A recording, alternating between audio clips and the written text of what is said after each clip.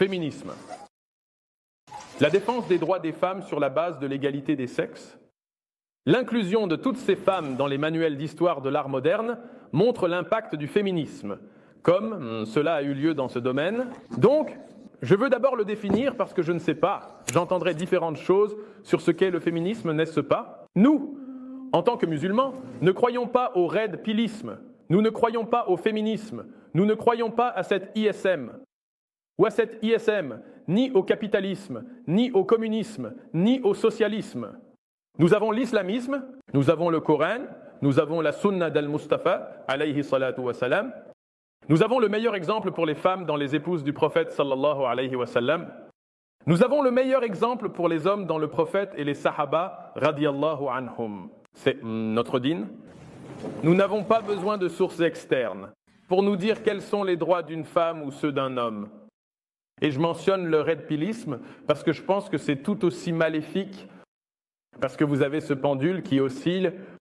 Donc vous avez ce pendule qui oscille vers le féminisme, et puis soudain, tous ces gars ont l'impression de ne pas être des hommes. Donc ils ont besoin qu'Andrew Tate leur dise « Je ne sais pas, je ne comprends pas ça au début ». Alors, ensuite, ça oscille dans l'autre sens. Et puis vous avez ce genre de mouvement red pill, vous savez, qui dégrade les femmes, ce qui est aussi mal. Dans l'islam, nous ne croyons pas à tout ça. Regardez, si vous voulez savoir quelle est la place d'un homme dans la société, lisez le Coran. Regardez le prophète, alayhi salatu wa salam. Si vous voulez savoir quelle est la place d'une femme dans la société, lisez le Coran. Exemple du prophète, radiyallahu alayhi wa salam, c'est notre religion. Et ensuite, vous saurez, c'est notre religion. Quiconque essaie d'introduire quelque chose en dehors de cela, nous le rejetons. L'islam a donné des droits aux femmes quand les Occidentaux n'avaient pas ce concept. Les droits d'héritage, les droits de propriété d'entreprise, nous les avons apportés là. Mais le féminisme, aujourd'hui, contrairement à la définition que nous trouvons, est une idée qui essaie de faire en sorte que les femmes ne soient plus des femmes. Ils veulent transformer les femmes en hommes, et ça n'a tout simplement pas de sens. J'étais au travail et je parlais à une PhD, et elle est une femme, pas musulmane, athée ou agnostique, ou peu importe ce qu'elle pense être, et elle savait. Que j'étais musulman, évidemment, j'ai une barbe, je fais la prière au travail, vous savez. Alors, pour essayer de me provoquer lors d'une réunion, elle a dit qu'une femme peut faire tout ce qu'un homme peut faire, tout aussi bien qu'un homme. Et j'étais là, eh bien, que veux-tu dire par là? Parce que je ne dis pas le contraire. Je ne pense pas qu'un homme puisse faire quoi que ce soit qu'une femme puisse faire. Et certainement pas aussi bien qu'une femme. Je ne peux pas donner naissance à un bébé.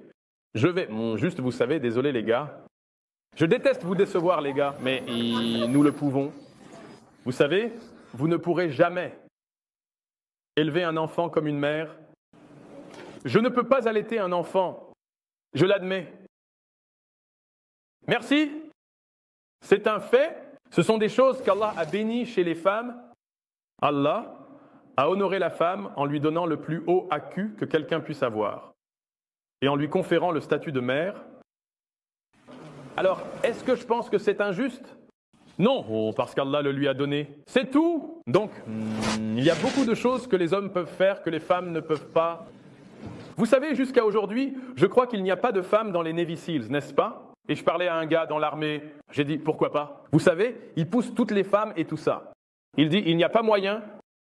Et même dans les marines recons et ainsi de suite, quand ils mettent des femmes, ils raccourcissent le cours. Ils rendent ça plus facile. Je veux dire, encore une fois, ce n'est pas la même chose. Si vous voulez parler de la WNBA, j'aimerais les voir jouer contre la vraie NBA. C'était génial. Voyons le match. Vous savez, je veux voir si tu prends Khabib et que tu le mets avec la meilleure combattante féminine de l'UFC. Voyons comment ce combat se passe. C'est juste de la stupidité d'essayer de faire d'une femme un homme. Pourquoi? Allah l'a honoré avec le haya. Vous savez, dans le Coran, quand on parle du hijab, c'est pour montrer l'honneur d'une femme. Allah a honoré nos sœurs avec le niqab, l'abaya et le hijab. C'est ça l'honneur. Je vais être franc, parce que, vous savez, on en parle, comme je l'ai dit, on ne va pas faire semblant ici, n'est-ce pas? Quand j'étais au lycée, et tous vous qui étiez au lycée, vous savez, les hommes mentent. Au lycée surtout, ils parlent toujours de « Oh non, vous savez, je t'aime juste pour qui tu es ». Mais la réalité, c'est que quand tu vois une femme entrer au lycée avec, vous savez, des vêtements très révélateurs. Tous ces gars ne regardent que les mensurations, et c'est tout ce dont ils parlent. Et c'est tout ce qu'ils recherchent, pour être honnête. Ils te diront le contraire, mais la réalité est différente. Mais quand tu vois une musulmane en hijab, tu dois respecter son intelligence. Tu ne peux pas la juger sur son apparence. Tu ne mesures pas ses centimètres d'ici et de là. Tu dois écouter ses pensées et la respecter pour ça. C'est ce qu'Allah a honoré les femmes. Même en tant qu'hommes, nous ne portons pas n'importe quoi. Je ne vais pas entrer ici avec un maillot de bain et un débardeur. Faites-moi confiance, je ne veux pas voir ça et je ne veux pas que vous le voyiez non plus, d'accord? Je veux dire hypocrite. Parce que de quelle manière? C'est vrai, exactement. Parce que si je portais un débardeur, ce serait définitivement hypocrite. Vous savez? Donc, parce que mes muscles mettraient tous vous autres à l'honneur, c'est pour ça, n'est-ce pas? Je ne crois pas en ce genre d'idéologie hypocrite. N'est-ce pas? Dans l'islam, l'homme a du haya. Je veux dire, nous nous habillons modestement. Et la femme a du haya. Et notre aura n'est pas la même. Tout le monde, oh, pourquoi les femmes doivent-elles se couvrir et pas vous? Je veux dire, pour être honnête, je me couvre aussi, mais ce n'est pas la même chose. Mon voile, le voile d'une femme, n'est pas le même. Et aussi hypocrite que soit la société occidentale, quand ils disent ces choses, ça me fait rire. Parce que si l'un d'entre vous sort aujourd'hui sans t-shirt, s'il vous plaît, ne le faites pas. Mais si vous le faites, personne ne va vous arrêter. Mais si une femme se promène sans t-shirt, sans soutien-gorge, rien du tout, elle sera arrêtée pour indécence publique. Pourquoi? Parce que même la société occidentale comprend que l'aura de l'homme et de la femme n'est pas la même. Maintenant, le prophète peut dire « Oh, quand je dois aller dans votre pays, pourquoi dois-je me couvrir ?» Eh bien, pourquoi les gens qui vivent nus dans l'Amazonie doivent-ils se couvrir aux États-Unis? Ce sont vos normes sociales?